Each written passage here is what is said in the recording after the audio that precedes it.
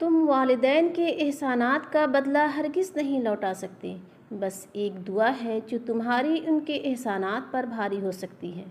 بس اس لیے رب سے ان دونوں کے لیے رحمت و مغفرت طلب کرتی رہا کرو۔ رب ارحمہما کما ربیانی صغیرا۔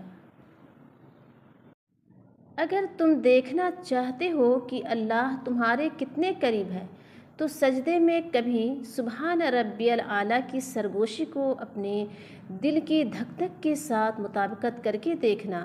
تم محسوس کرو گے کہ جس کا نام لے رہے ہو وہ تمہارے سامنے ہے، تمہیں دیکھ رہا ہے اور سن رہا ہے۔ رب کے علاوہ کسی کے سامنے اپنی کمزوریاں بیان نہ کریں۔ ہماری باتوں، ہماری شیئرنگ کا سب سے پہلا حقدار ہمارا رب ہی ہے۔ جن تنہائیوں سے انسان گھبراتا ہے، حقیقت میں انہی لمحوں میں ہی تو رب سے ملاقات ہوتی ہے، تبھی رابطے قائم رہتے ہیں۔ اللہ کی مرضی۔ جب اللہ کی مرضی کے بغیر اس کائنات کا ایک پتا بھی نہیں ہل سکتا تو پھر تمہارا اللہ سے بار بار رجوع کرنا، اس سے مانگنا بے وجہ نہیں ہے۔ جب اللہ تمہارے ہاتھوں میں اتنی جان ڈال دیتا ہے کہ وہ دعا کے لیے اٹھ سکیں تو پھر اللہ ان اٹھے ہوئے ہاتھوں کی لاج بھی رکھتا ہے۔ الرحمن الرحیم۔ یاد رہے کہ حقیقی طور پر نعمت عطا فرمانے والی ذات اللہ تعالیٰ کی ہے، کہ وہی تنہا ذات ہے جو اپنی رحمت کا بدلہ طلب نہیں فرماتی۔ بہت مہربان رحمت والا اللہ ہے۔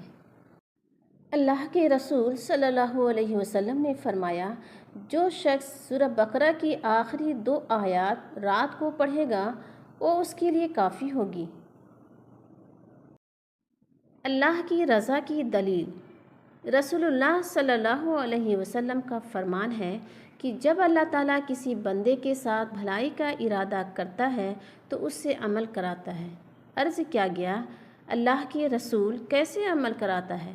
آپ نے فرمایا، موت سے پہلے اسے عمل صالح کی توفیق دیتا ہے۔ ربنا آتنا من لدنک رحمتا وہیئ لنا من امرنا رشدا۔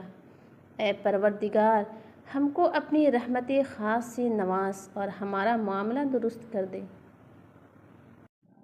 اللہ یجتبی۔ جو اللہ کو چن لیتا ہے اللہ اسے چن لیتا ہے۔ وہ اتنا پاک ہے کہ جسے چنتا ہے اسے پاک کر دیتا ہے۔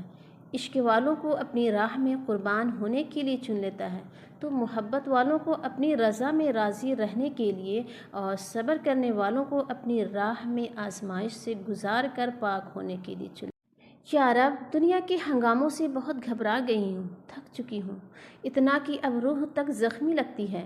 اب ایک ایسا کہف چاہتی ہوں جو خاص میرے لیے ہو، جہاں مجھے دنیا کی رنج و الم پریشان نہ کرے، میرا نفس بار بار مجھے گناہوں پر نہ ابھارے۔ یا اللہ، مجھے ایسے صبر میں لپیٹ لے کہ مجھے لوگوں کی باتیں پریشان نہ کرے۔ مجھے کوئی بھی تکلیف آئے تو میں کہوں فصبر صبرا جمیلا۔ یا اللہ، میرے نفس کو مطمئن کر دے۔ آمین۔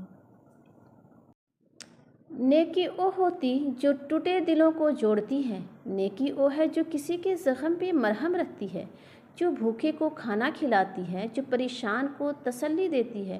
وہ زبان جو دنیا کے کاموں میں بھاگتے ہوئے بھی اللہ کا نام لیتی ہے۔ ربنا وتقبل دعا۔ دعا میں اتنی طاقت تو ہوتی ہے، وہ لکھی ہوئی تقدیروں کو بھی بدل سکتی ہے، اور جس رب نے اپنے بندے کی دعا مچھلی کے پیٹ سے سنی، پھر وہ کیسے تمہاری دعا نہیں سنے گا؟ ہر تکلیف پر گناہ مٹ جاتے ہیں۔ رسول اللہ صلی اللہ علیہ وسلم نے فرمایا، ایک مومن کو جب بھی کوئی کانٹا چبھتا ہے یا اس سے بڑھ کر کوئی تکلیف ہوتی ہے تو اللہ تعالیٰ اس کی وجہ سے اس کا ایک گناہ مٹا دیتا ہے۔ درود شریف تمہارے سب غموں کے لیے کافی ہوگا اور اس سے تمہارے گناہ بخش دیے جائیں گے۔ فاتقوا اللہ وعدلوا بین اولادکم۔ اللہ سے ڈرو اور اپنی اولاد کے درمیان انصاف کو قائم رکھو۔ نبی صلی اللہ علیہ وسلم نے فرمایا، اتقوا النار ولو بشق تمرۃ۔ جہنم کی آگ سے بچو اگرچہ تمہیں کھجور کا ایک ٹکڑا ہی صدقہ کرنا پڑے۔ رسول اللہ صلی اللہ علیہ وسلم نے فرمایا، جو شخص کہے رضیت باللہ ربا و بالاسلام دینا و محمد صلی اللہ علیہ وسلم رسولہ، تو جنت اس کے لیے واجب ہو گئی۔ ہمارے پیارے نبی صلی اللہ علیہ وسلم کا فرمان ہے، کثرت سے لا حول ولا قوت الا باللہ پڑھا کرو، کیونکہ یہ جنت کے خزانوں میں سے ایک خزانہ ہے۔ نہیں کوئی برائی سے بچنے کی ہمت اور نہیں نیکی کرنے کی قوت سوائے اللہ کی توفیق اور مدد سے۔ تبارک الذی بیدہ الملک وہو علی کل شیء قدیر۔ کہہ دو میرے ان بندوں سے جنہیں حالات ناممکن لگ رہے ہیں، میں ہر شے پہ قدرت رکھنے والا ہوں۔